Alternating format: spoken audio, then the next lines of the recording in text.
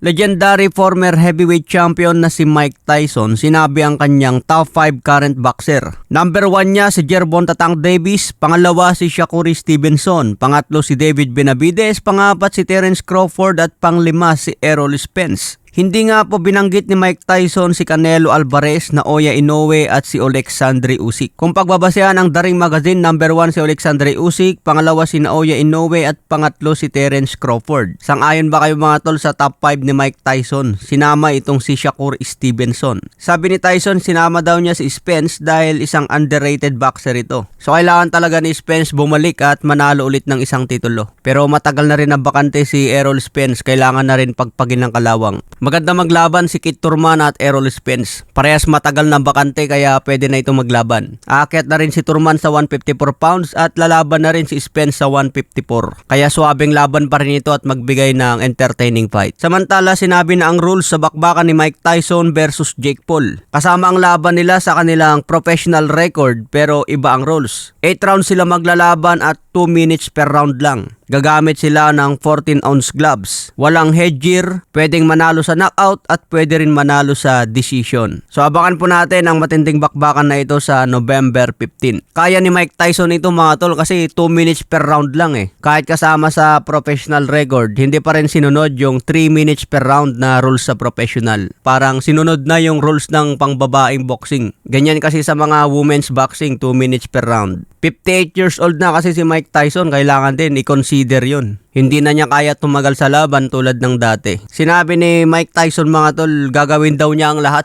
para masaktan itong si Jake Paul. Hindi raw natatakot si Mike Tyson sa kamao ni Jake Paul. So abangan natin, November 15, malapit na po yan. Sa ibang banda naman, unified champion na si Fernando Martinez, posible raw matanggalan ng IBF belt. Matatandaan na tinalo ni Fernando Martinez si Kazuto Ioka sa Japan. Naging unified champion si Fernando Martinez, na hawakan niya ang IBF at WBA belt. Pero kung makipag-rematch daw si Fernando Martinez kay Kazuto Ioka, kailangan baklasin ang kanyang IBF belt dahil hindi niya lalabanan ang mandatory. Ang estilo ni Fernando Martinez katulad ni Marcos Maidana. Siyempre alaga ito ni Marcos Maidana kaya na-adapt yung style ni Maidana noon. Si Maidana lang naman ang isang nagpahirap kay Floyd Mayweather at naging controversial pa. Sa ibang banda naman, abangan po natin bukas ang bakbakan ni Oshaki Foster versus Robson Consicao. Rematch ito mga tol at paglalabanan pa rin ang WBC Super Featherweight belt. Kaya abangan po natin ito bukas, magandang laban din ito. Pwede rin natin tayan ito baka sakaling pumaldo pa. Sa ibang banda naman, nagpost ang Viva Promotion na magkasama si Sean Gibbons at Nonito The Flash Donaire. Baka may pagsasanib pwersa na magaganap dito mga tol. Malay natin babalik ulit si Nonito The Flash Donaire.